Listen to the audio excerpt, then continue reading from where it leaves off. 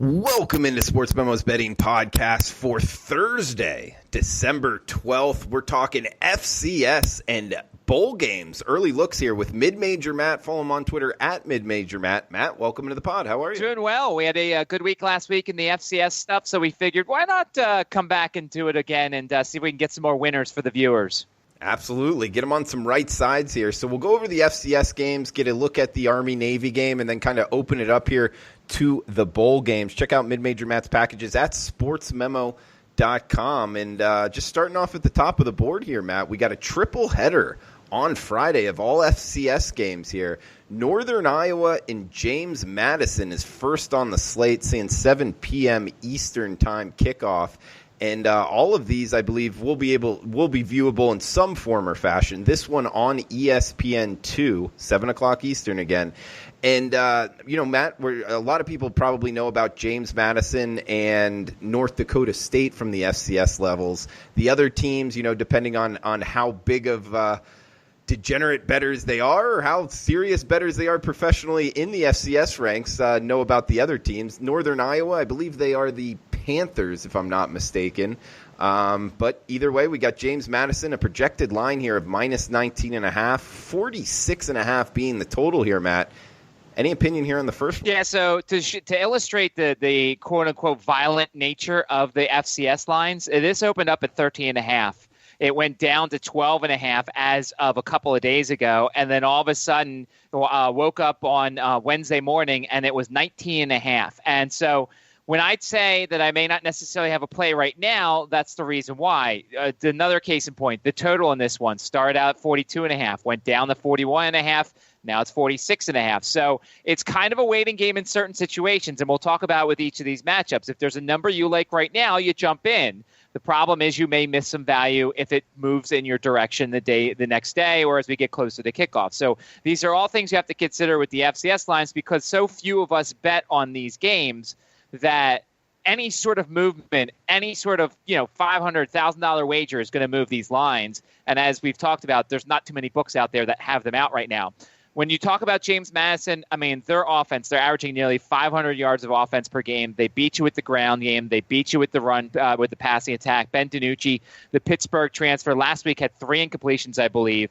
They just run such an efficient offense. It basically, it's a lot of RPOs. He goes up, he surveys the field. If there's not enough guys in the box, they're going to run the ball. If there's too many in the box, he's going to throw it because he's got some good weapons on the outside. So if that wasn't good enough, they're also the third-ranked defense in the country. John Daka, Rondell Carter, a transfer from Rutgers. I mean, they've got a very good front line. Rashad Robinson is the next cornerback that's probably going to make the jump to the NFL after Jimmy Moreland. They've got a very good home field advantage. If you look at the scores that they've had, I mean, granted, look, the Monmouth game last week, it took a little time for JMU. It was 21-14 Dukes after the first play of the second quarter, and then they ran off a ton of points and kind of took control. So that's the Duke side of this whole thing. With regards to Northern Iowa, some people are going to be somewhat familiar with them because they play in the Missouri Valley along with North Dakota State, along with South Dakota State, along with Weber State, who we talked about last week, and we'll get to them. So they're not necessarily going to be afraid of these matchups. If you look at what they've done so far when they took the step up, they lost a 3-overtime game in Ames against Iowa State week 1. They lost by 12 at Weber State. They beat Youngstown State. They lost in the Fargo Dome, which everybody does. They lost 46-14. They won at Illinois State 27-10. And then they played South Dakota State twice on the road. They lost 38-7 the first time. And then in the playoffs, they beat them 13-10. Northern Iowa, probably a little bit of a slower team. They're 11th in total defense, 14th in scoring defense. There's a chance that their all-pro tight end, all-American tight end, who has been out since week 1, could play in this game. Briley Moore. He's been working out. They thought there was a chance he was going to play last week. He'd make a difference. There's also the weather factor. With a lot of these games and these lot of locales that we look at, weather could be a factor. In Harrisonburg, it could rain. At first, it was supposed to be like a snow shower type of thing. Now it looks like it's going to be a shower thing. If that's the situation, you kind of consider the under here. But then again, are you going to get in front of a JMU train where they're averaging all sorts of yards? They have a weatherproof offense. I don't like getting in front of James Madison here, but since it went up to 19.5, there might be some value with Northern Iowa here. If they can grind things out a little bit, slow down the Dukes, hope they're not working in all cylinders. But as I said, I don't really want to get in front of them right now. This is one of these games where I want to see if the line moves in a certain direction. If it gets above 21, I may definitely be on Northern Iowa. If it gets down a little bit, I may certainly be on James Madison. So I'm kind of on a holding pattern for this game on Friday. Man, totally forgot about that Northern Iowa State game. That was week 1. They held Iowa State to 29 points in overtime. You said that's great. This is an Iowa State team that put up 70 points on ULM. So this Northern Iowa team is for real, huh? Yeah, Matt? Triple overtime actually in that game. They are 32nd in tackles for loss, 17th in sacks. They've got a very good defense, but then again, I don't think they'll have faced a team as good as James Madison on the road. They lost 46-14 at North Dakota State. Obviously, I've said we're heading towards JMU and North Dakota State, but Northern Iowa should be respected. They're not going to be, they're not going to be fazed by what they see in Harrisonburg. But do you really want to get in front of this train? So I'm going to let the line move a little bit more, and then have that help me decide where I'm going on this one. In Harrisonburg, Virginia, there is what Matt is referring to. Is that near you, Matt? And have you interviewed any of these head coaches or any personnel or anything like that for any of these FCS teams? And by the way, guys, if you haven't listened to Matt before, he works for ESPN Radio there in Richmond, Virginia. I have some sources in the JMU program, guys that I talk to. I do a Saturday show that focuses on the state schools, and there's a guy at James Madison's program. It's just somebody who works in the media department, so it's not like I'm talking to under weird sources or anything, but there's a lot of confidence with this team, and there should be. I mean, their offense when they're going is poetry in motion. They mix the run and the pass so much, and the reason why they didn't make the championship last year was Ben DiNucci, I think, threw 4 or 5 interceptions, had one of the worst games of his career. He's gotten over that. Kurt Cignetti has done a lot of good things for James Madison. JMU is about 2.5 hours away from Richmond. It's actually closer to Blacksburg, so they're closer to Virginia Tech, and Virginia Tech's about 3.5 hours away. So it's kind of a different part of the state, but we are expected to get some precipitation on Friday night, which, as I said, probably won't affect James Madison. Their offense is pretty much weatherproof right now, I would say. All right, good stuff, Matt. On the first game on the slate, we also got it's a triple header on Friday. We got Austin Peay versus Montana State. Second game up here. We're seeing Montana State -6 in the hook, 55.5 the total. Austin Peay, that is the program Will Haley built up, right, Matt? Yeah, the Governors. Yeah, he did a lot of good things, and of course he went over to Charlotte and has done good things there. So here's how to look at this one. And as you said, or as you were about to say, probably Montana State 6.5, and the total is around 55.5 in this one. Austin Peay, unseeded team in the playoffs for the first time. They won their first game in the playoffs 42-6 over Furman, and then they went out to Sacramento State, who was the 4 seed, and they won 42-28. They won because of their quarterback, Javon Craig, 204 passing yards, 164 rushing yards. So far this season, he's thrown for over 3,000 yards, 27 touchdowns. He's rushed for over 700 yards and had 9 rushing touchdowns, and that's without even playing the whole year. Their steps up in competition, they lost to Central Arkansas, but they beat Jacksonville State and they beat Southeast Missouri State. 5 straight performances of 35 points or more. Their lowest point totals of the season were 14 and 16. So this is an offensive team, but then again, once again, for the second straight week, they're traveling on the road. They're playing a Big Sky school. They're in uncharted territory. There are the two factors of, do you ride the momentum of a team like this playing with nothing to lose, or do they eventually get slapped in the face and reality hits them and they play a better team? On the Montana State side, they're coming off a 47-21 win over Albany, a team out of the CAA, which I have a lot of respect for. They're home because Sacramento State lost last week, so this is an unexpected home game for Montana State. They lost, I believe it was week 1 or 2, at Texas Tech, 45-10. They lost to Sacramento State as well, 34-21. They've also scored 40 points 6 times this season. The big matchup here is Montana State has the 8th ranked rushing game in the FCS. Austin Peay's ranked defense is 7th against the run, so that's the big thing. On the other side, Montana State is 87th against the pass. Austin Peay wants to pass it a little bit more. You've got 2 run-based offenses here. The total is at 55.5. And if you look so far this week, and I'm pulling up the numbers here to show you how this one has not really moved. Opened up at +7, went down to 4.5. Now it's up to 6.5. The total has stayed at 55.5 for the whole time here. If you believe that Austin Peay can ride the momentum, then you're going to take Austin Peay plus the 6.5. If you think that reality is going to smack them in the face, second straight road trip, they're going back out to Montana State after going to Sacramento State, then you take the more veteran Montana State bunch. And certainly I can make a case for both of them right now. The line's not really telling me because it's not really moving anywhere. The over might be worth a look here, but once again, with two run-based offenses, that may struggle to hit. We may have less possessions. One of the reasons why we took the under in that game last week in the Kennesaw State game. But then again, Austin Peay scored five times 35 points or more, and Montana State has scored 40 or more 6 times this season. So lean to the over right now, but we're going to wait one more day and see what the line does here on this one. All right, Matt, we got the back half of the ESPN2 doubleheader on Friday. Want to get to Montana at Weber State, but first wanted to ask you a question in terms of like FCS 101. You talked about unseeded team making it.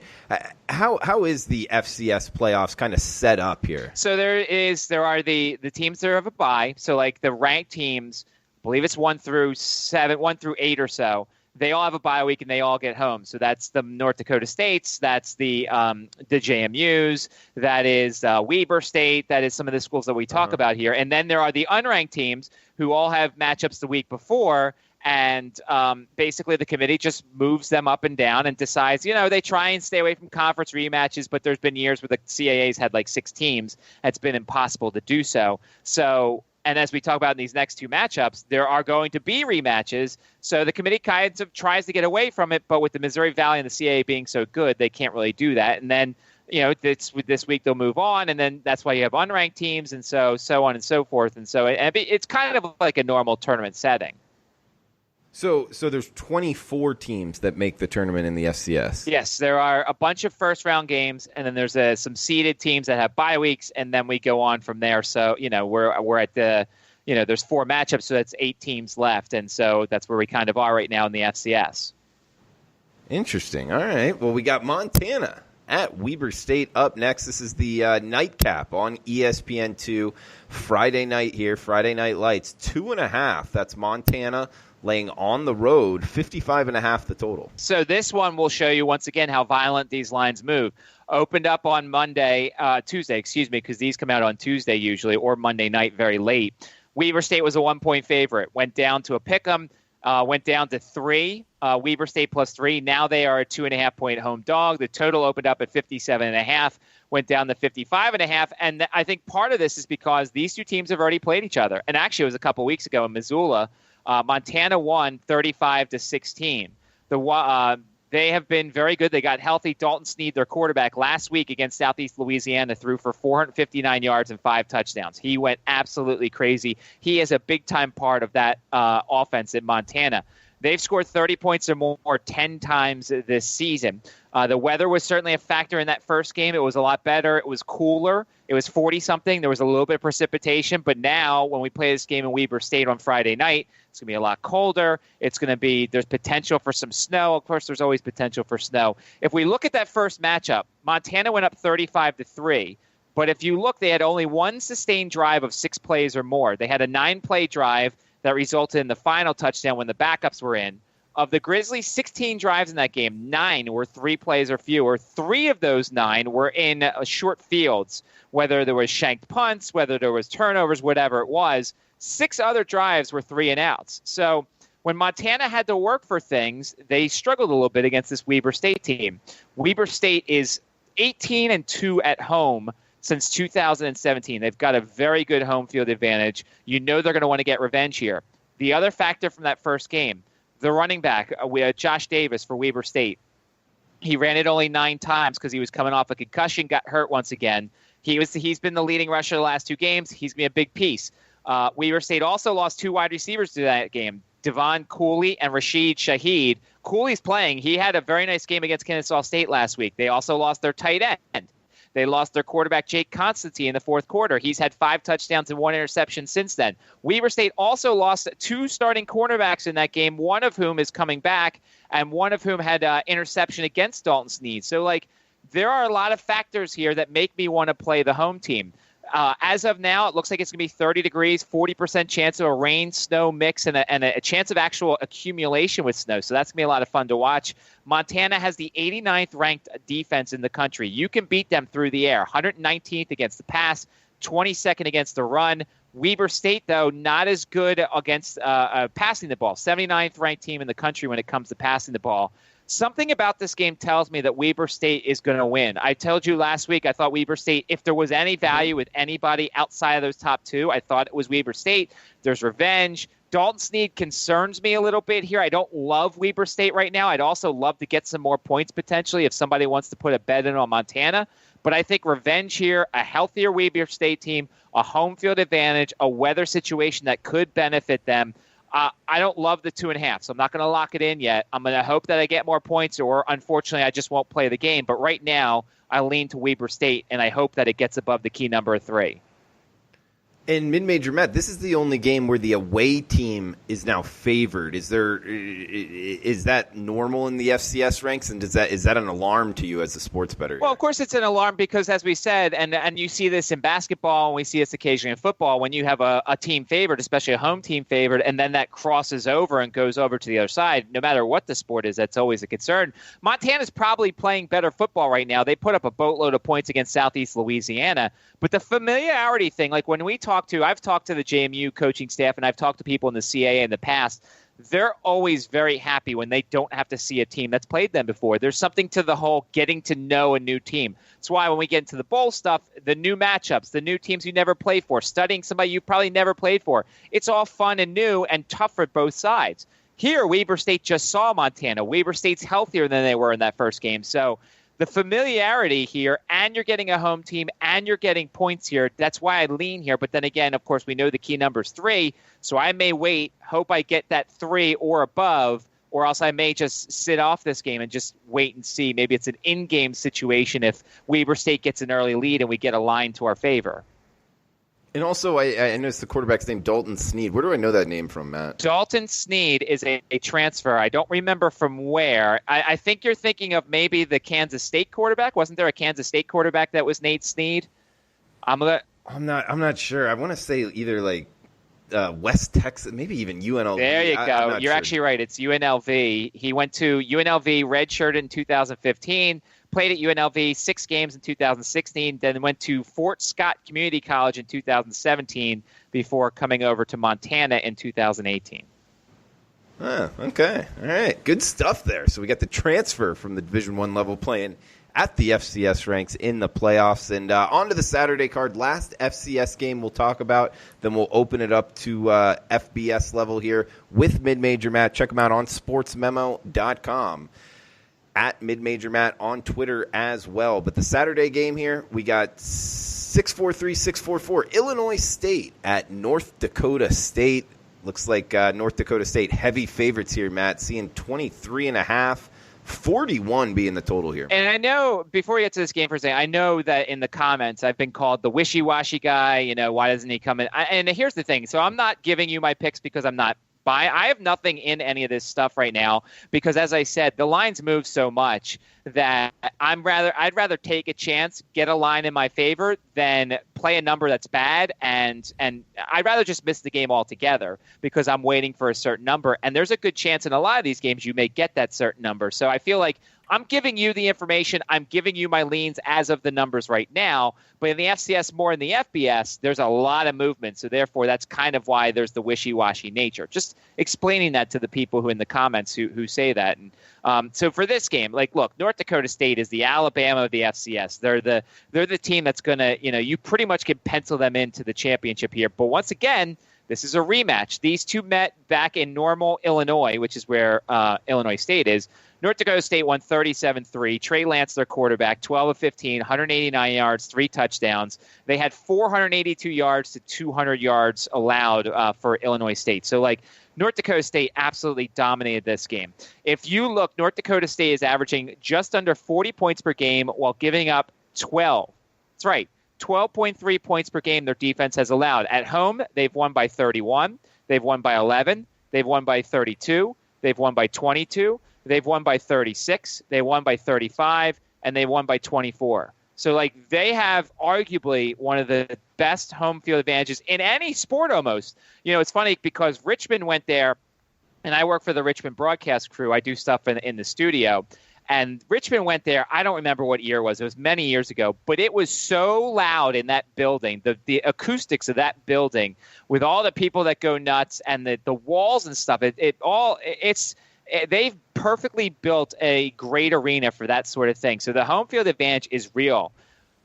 Illinois State, couple of things concern me here. This is their fourth straight road game. And when you say, you know, look, they did not have the week off, which North Dakota State did. They have played 4 games this season that have gone over the 40-point total. So let's say this 41-point total was for every game. They've only gone 40 twice over. So, like, they want to play a ground and pound type of game. They've got a good defense. They've got a kid named Robinson. That's his last name. He's a very good running back. Ran for a bunch of yards last week in their victory. They want to be able to ground and pound because they don't have the passing attack that the other teams do. The question is, if North Dakota State starts getting rolling here and they start going a lot, can they stick to the run game, or are they going to start to pass it? On the road, they lost to Northern Illinois 24-10. They won at Eastern Illinois 21-3. They won at Southern Illinois 21-7. And to complete the foursome, they won at Western Illinois 28-14. That's right, Northern, Eastern, Southern, Western. They played all 4 of those teams. They won at South Dakota State 27-18. They're only averaging 21 points per game. They're allowing 16.5. So that's why you've got the really low number here. It opened at 38. It went up to 41. The line opened up at North Dakota State minus 23, went down to 20.5, went back up to 23.5. North Dakota State is one of these teams that they can grind it out. So I could see the under here. I would wait to see if we can get above 42. We probably won't get above 42, but I could see why this low number's here. Illinois State could play the defense here. Maybe you look at a first half under in this game because maybe you get 21, maybe you get 20.5 in this one. You hope Illinois State gets shut out. Field position makes both sides have to work, and you look at an early under in this game. I'll wait and try and get to that key number of 42 before I take the under, but North Dakota State's going to win this game. Illinois State, the question is, can they run it enough to keep their defense off the field, keep them rested, and have them be able to stay in this game, or else it could get away from them really quick. All right, good stuff on the FCS level. Mid-major, Matt. Check them out on sportsmemo.com. We got Ian Lazarin. Shout out to you on Twitter at Ian Lazarin asking, will we be doing the Navy-Army game with mid-major, Matt? So I'll throw it over to you, Matt. If you have anything, great. If not, don't worry about it. We'll just go on to the next question here. Army catching 11 now. 40.5 being the total. You got any interest in betting the Army-Navy game? Well, you, much like me, I'm sure we know so much about the under trend in this series. And the reason why it's always been an under was because these two teams ran the triple option, and there's not a ton of possessions, and these teams practice against it. And certainly that's been the trend in the past. They used to have these things in the 50s, which was pretty ridiculous, and it was rather easy. I mean, they used to have it, like 51 and 52, and then that thing would get bet down to 47, 46, and still go under the total. You look the last couple of years. Last year, they had the total down to 38.5.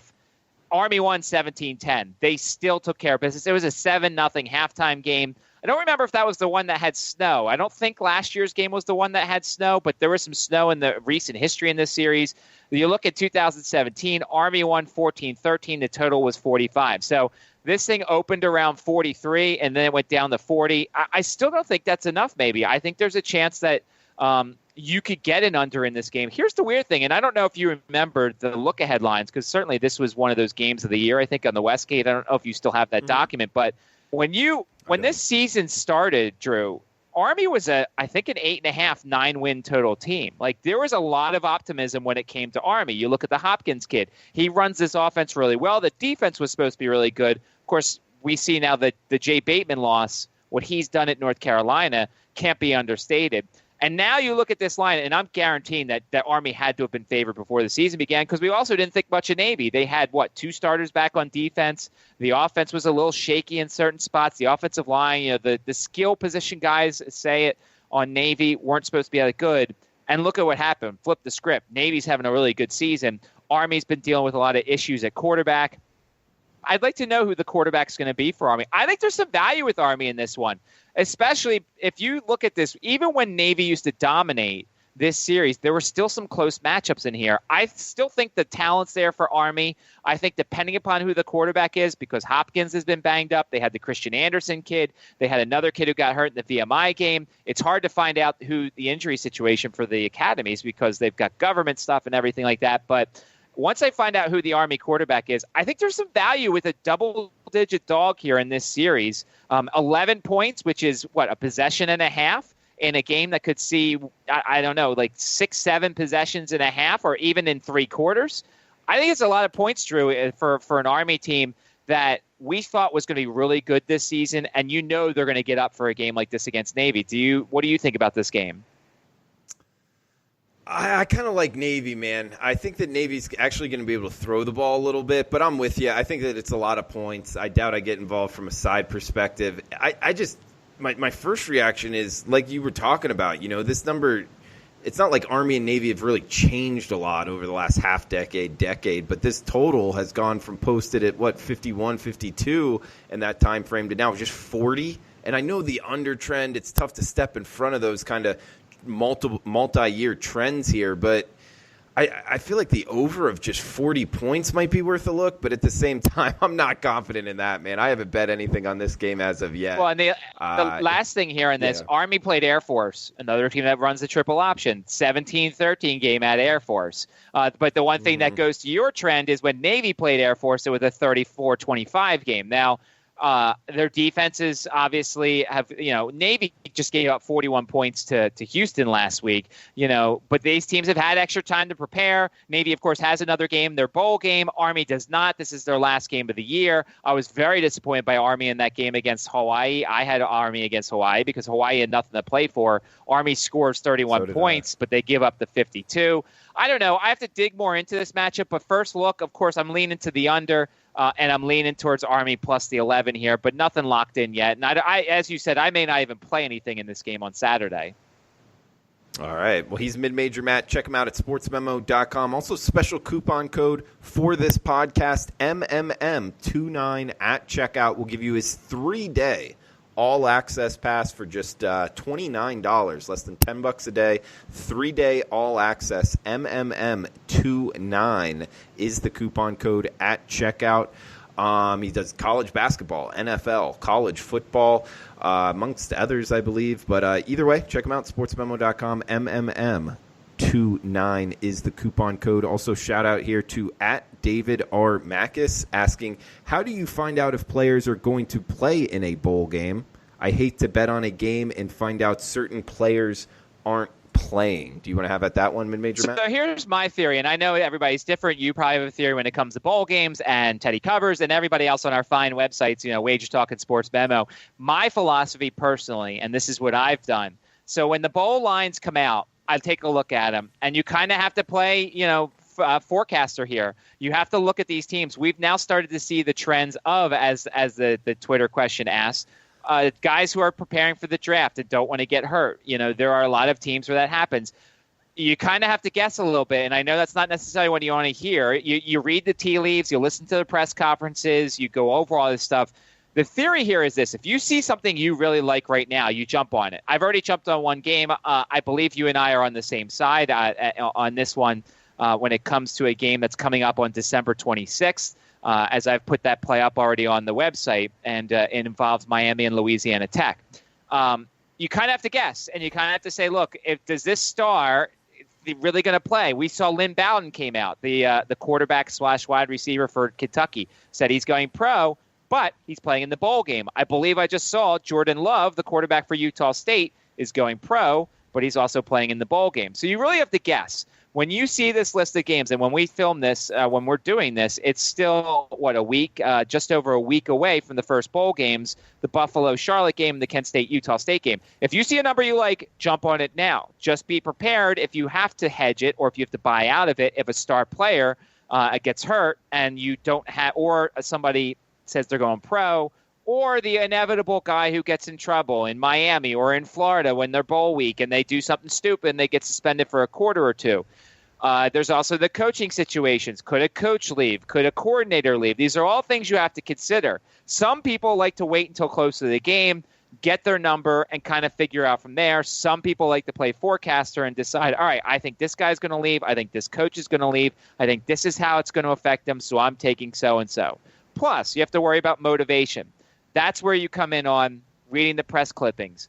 There are certain teams who are not going to give a crap about the bowl game they're in, whether there's disappointment for how the season ended or they think a bowl game is beneath them. Or in the case of like Liberty, it's their first ever bowl game. Their second year as an FBS school, first ever bowl game. I feel like the whole city of Lynchburg will be out at the Cure Bowl. I think that's in Orlando. So you have to take all that into consideration here, and you'll get your best numbers potentially now, but you also have to be ready for suspensions, guys leaving, coaches leaving, and all this stuff. So it is a bit of a crapshoot if you decide to bet your game a week or two beforehand. Players getting in trouble, always a thing that happens around bowl season. But why's it got to be in Florida, man? Okay, well, because I don't see guys getting in trouble in Boise, or I don't see guys getting in trouble in, I don't know, another insert name here, Charlotte, or wherever. I don't know. I mean, what's your philosophy when it comes to bowls? Do you agree with some of what I said? Yeah, I agree with all of it, man. In terms of finding players that are going to play and not play, I mean, Twitter, the beat writers, they'll tweet out that information. I mean, some of it isn't out yet, but as we're talking right now. By the way, we're talking pretty late here on Wednesday, after midnight Eastern, right? Yeah, now? It's after midnight Eastern, so it's Thursday here on the East Coast. Oh, man, so when we said it's the Thursday pod, at least on the East Coast, it definitely is. It will be posted Thursday morning here.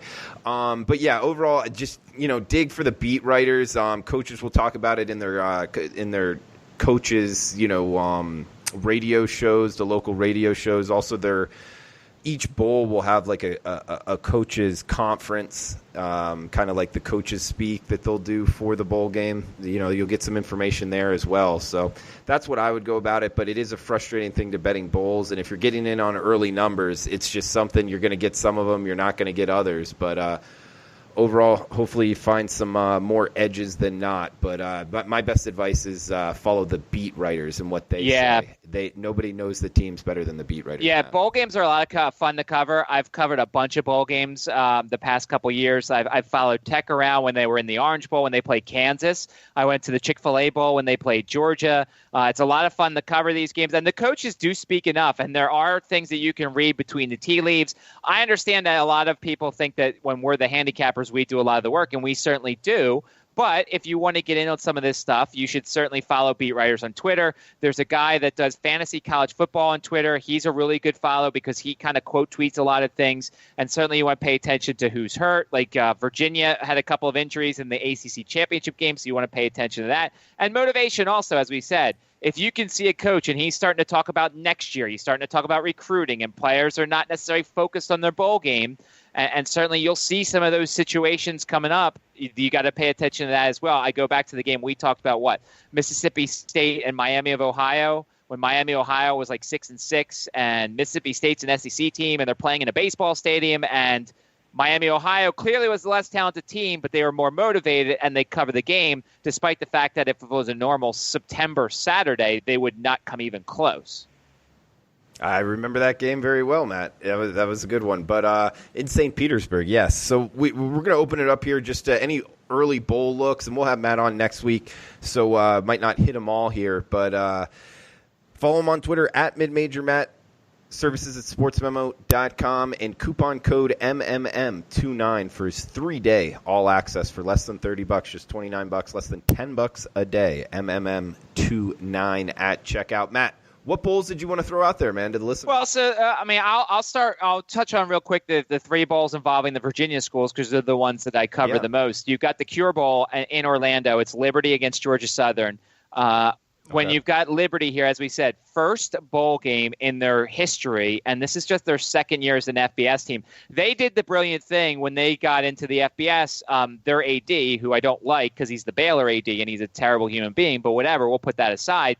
He made a deal with several bowls to basically be the backup if they couldn't fit all of their affiliations. Well, the Cure Bowl ran out of affiliations, and so Liberty is now going to Orlando. From what I could tell, they're going to have a great contingent. They're going to have plenty of people there. They're going to be so motivated for this game. Now, granted, they have not played a triple option team yet this year. Georgia Southern, as we've talked about throughout the time when we've talked about Georgia Southern, their triple option isn't the best. Georgia Southern can be beaten through the air. Oh, boy. Buckshot Calvert, Antonio Gandy Golden. They've got some other wide receivers that they've been working out. The Frankie Hickson kid at running back. You see this line's fallen a little bit. Georgia Southern was a 6-point favorite when it opened. There's some 4.5s out there. I think if you like Liberty, you better get in on it now. I don't think Buckshot's going anywhere. I don't think that he's not going to play. Dude was so excited when I talked to him about a month or two ago about how this team was going. He was really looking forward to a bowl game. So I think Liberty's worth a look here, certainly in this game, because it's going to feel like a Liberty home game. And with this amount of time to prepare for a triple option team, quite often you'll see the team look very good. Liberty's defense isn't great, but anytime you have this amount of time to prepare for a triple option, I'll back that team in this situation. I don't know. Is that one of your games on your radar? Did you look at that game yet? Yeah, no, I've looked at this one, and I could give you some kickback on the other side. One would be, I agree with you. I mean, Liberty's likely going to have actually, this is probably going to be a pretty well-attended game because in terms of small schools, Georgia Southern has a pretty strong following down there in Statesboro, Georgia. There's a lot of Georgia Southern fans in South Georgia, and it's not a terrible drive to Orlando, not at all, by the way. This one, I do agree with you. Georgia Southern can be thrown on, although their defensive line is not bad.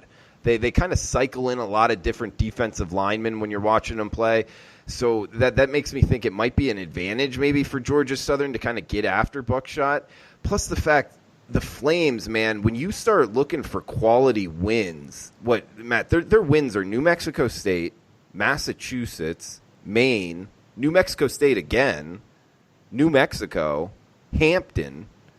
I mean, there's not a lot of talented wins. I guess the Buffalo game, that's by far their biggest win. I don't know, man. How good is this Liberty team? So the other thing I'll consider, and I'll go back to an example I'm familiar with, when Virginia made a bowl game for the first time under Bronco Mendenhall, this was, 3 or 4 years ago, they were so excited, they were so happy to be there that they put forth a massive egg against Navy. It's almost exactly the same situation, although Navy runs the triple option better than Georgia Southern does. You would think that Virginia would have played better against Navy that year, but you talk to the kids, and they said, yeah, we were just so excited. It was such a profitable, happy season that we really didn't put as much into our bowl prep, and it kind of showed on the field. That's the one worry when you come to the Liberty, because they're certainly not in this situation before, and I think that I like Liberty in terms of maybe it's an over. Maybe you think that Georgia Southern moves the ball with the triple option. Liberty throws a lot, and it's one of these games back and forth, almost like the BYU game, which was a 31-24 type game. Maybe Liberty gets whatever they want. Georgia Southern takes a little longer to score, and you maybe look at an over in this situation. Certainly the weather could be a factor. The over's actually gone up. It was 55.5. There's some 58.5s out there, so I don't know necessarily how much of a value there is. But when you've got a team that can throw it and has a quick strike ability against a team that can grind you out, it's something to consider here. Okay. Yeah, no, that's an interesting game. Cure Bowl. That, by the way, that's on Saturday, December 21st. Don't make many plans Saturday, December 21st if you're a huge college football fan. There is a lot of college football on that Saturday. It's coming up, too. We got Central Michigan, San Diego State, Liberty, Georgia Southern, SMU, FAU, FIU, Arkansas State, Washington, Boise State, and still UAB versus App State, all on a Saturday. That is a heck of a bowl schedule there to get out the gate on Saturday, December 21st. What's the next bowl game you want to throw out there, Matt? All right, so I'll require you as well. You're an SEC expert. The Gator Bowl. I'll give you from the Virginia perspective here, Virginia and Florida. Virginia's 3-game stretch right now. They're coming off the game against Clemson. They get this game against Florida. By the way, next year in the Chick-fil-A Kickoff Classic, they play Georgia. So this is Virginia's chance to show the nation that they're back, or at least that they're worthy of everybody. Because I think the public perception of Virginia is it's not a good football team. They had a fluke year. They're taking advantage of a down Coastal. Look, I think that the way Virginia played was how everybody would play against Clemson, whether it was Virginia Tech, whether it was Pittsburgh, Miami, whatever. But Clemson was going to win that game by 1 million anyway. Virginia, the key for them is they need Joe Reed, who didn't play in that game, and Jordan Mack, their linebacker, just absolutely got hurt early on, and they needed him. The extra bowl prep time, I think they're going to have that failure against Navy in the back of their minds. I think Florida's going to be motivated for this game because it's the Gator, or not the Gator, it's the Orange Bowl, and it's in their neck of the woods, and they're going to have a ton of fans there. Once again, this is a Virginia team that's new to the spotlight here. 14.5. I think Bryce Perkins, I don't know how Bryce Perkins compares to a lot of the quarterbacks that Florida has seen in the SEC. I think Virginia, who tried to empty out the playbook a lot against Clemson, I think they're going to get a good effort here. I know how good Florida's defense is, Drew, but could Virginia score in them at all? Could the over be worth a look? And will Florida have their way with Virginia? Couple things. I'm very interested in this game. Actually, I'll be down in South Florida. Might go to this game. One, I think it's going to be another one that's very well attended there for the Orange Bowl. It's at Hard Rock Stadium. This is the stadium where the Miami Dolphins play. I think Virginia, the trajectory of their program right now, they'll be excited to make the travel. And then if you don't know about Florida alumni, one, it's a huge university with a lot of alumni, and a lot of the alumni are in the Palm Beach, Broward, and Dade counties there in South Florida. So this is going to be a tougher ticket, one of the toughest tickets in bowl season, non-playoff games. But breaking down the matchup on the field, I don't think it sets up well for Virginia's offense. I think Florida's defense is for real. And Virginia's offense, man, I don't know. Sometimes they'll come to play, that game against Virginia Tech. I didn't see that one coming and took the loss. But other than that, I've been pretty good in betting Virginia games. And I just think that this Florida defense is going to overpower them. Now, Florida offensively, with Thrash at the quarterback position, I thought that he's played well. Throwing the ball down the field. It's been after watching him play, I'm kind of surprised that Dan Mullen didn't have him start the season. But either way, I like Florida here, man. I like them to, minus the points, although I think it's a little too many points to kind of lay here just because they're not necessarily a lighted up offense. 14 in the hook as we're talking right now. I just think it's a little bit too pricey, although I like the Gator side. Yeah, and plus Virginia's secondary is decimated by injuries. I don't think they're going to get anybody back to this one for this one. And without Bryce Hall, who's one of the top 10 corners in college football, probably. If Florida can throw the ball with some success, they're going to have a lot of success against this defense. I mean, Trevor Lawrence had his way, and Trevor Lawrence is not Kyle Trask, but, I mean, certainly I just – from the Virginia side, I think they're going to be really happy to be there. And if they can put up some points, then maybe the over's worth a look here. But I know from what I've done in the SEC, Florida's defense is really good. And if they're motivated and if no one goes pro and if everybody keeps their noses clean, I think Florida's defense could be a very tough task for Virginia to try and crack. Matt, great stuff, man. This is good information on the look-aheads for bowl season. Oh, one follow-up question here. Bronco Mendenhall preparing for a bowl game. How good of a coach do you feel he is? I think Bronco's an acquired taste. Whenever we talk to a lot of the Virginia alums in the area, they were they saw, because he does this thing before the season where he has a draft and you have to earn your number. So the rosters come out and there's no numbers. And so once, there's a couple of practices in the book, he has the kids earn their numbers, and just, he's an acquired taste because I think a lot of people saw what he did at BYU and they're like, okay, well, you're recruiting a different kind of kid at BYU. You're also recruiting a different area out at BYU. And I think he's done very well. I think the kids have bought into what he does. I think that, it's a guy that's still working out recruiting in this area. He's starting to get more kids from the East Coast. He said he's going to be doing a lot of recruiting in Florida because they had a teleconference today involving the Orange Bowl, and he said they're doing a lot of recruiting down in Florida. I have a lot of respect for the guy. I think his coaching staff is pretty good. Robert and I has been under fire at times as the offensive coordinator. And certainly, look, their offense has had some things go wrong, but I think that they've, if they open up the playbook like they tried to in the first half, I think they can catch Florida by surprise in this one. But I like Bronco Mendenhall. I'm starting to warm up on him. He's no Justin Fuente, who's had his issues, but has done a great job at Tech. But he's certainly holding his own, I would say. Mid-major Matt, interesting. I was talking to one of my high school friends, Florida alumni, talking about this game, and he just said something. I don't know where he got it from, but maybe you would know this. Good person to ask. Is Virginia the wealthiest fan base? Oh, boy. In America or in the state? I mean, because we've talked about in America. He was saying it's number one. I don't know. I mean, because I could also go to Liberty. Liberty might be one of the wealthiest schools in America from all the money that they have, but I mean, that's the perception. When I first moved here, I thought Virginia was kind of like Abercrombie U because everybody who dressed there and everybody who went there, like I had a problem with the first Virginia game I ever went to in Charlottesville. It felt like everybody was wearing khakis and like a nice button-down shirt. Like nobody was actually dressed for the game. But they've also started developing more of a following now that the football team has gotten a lot better. So I think it's just kind of a national perception that they're snooty, that they're rich, and that they're butlers and stuff like that. But like I don't think that's necessarily true. I think Virginia Tech's the more blue collar fan base of the two of them. I think that they work hard. It's an engineering school, and certainly I think they're two different types of schools. But yeah, I can understand where your friend has that perception because that's kind of the perception nationally. Good stuff, Matt. Overall, man, I guess we have time for maybe one more if you want to throw one more out there. Well, I think I think didn't we got a tweet from somebody who was interested, at least an early look on the Western Michigan, Western Kentucky game, the right? Battle of the Wests. Yeah, let's do that. I'll try to find his name to give him the proper shout out here. But the Battle of the West, Matt. For me, and probably for you because you appreciate this stuff, this is actually one of my more favorite matchups because these are two teams that I've done a lot of work on. We do the MACtion, we do the Conference USA stuff. Western Kentucky, I was very happy. I had the over on their win total for the season, and I hit it. And that was after they lost in week 1 to an FCS school, and I was like, oh, God, this is trouble. You never want that to happen. But their defense has been ridiculous. D'Angelo Malone, a guy that we should watch out for. He's the type of guy, D'Angelo Malone.